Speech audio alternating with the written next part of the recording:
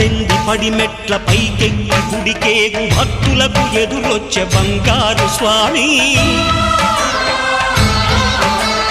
ఇరుముడులు స్పృశించి శుభమనుచు దీవించి జన బృందముల చేరే జగమేలు స్వామి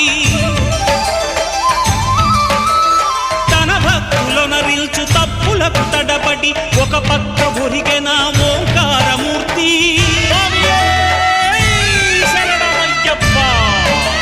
స్వాములందరూ తనకు సాయము కాగా ధీమంతుడై లేచే ఆ కన్య స్వామి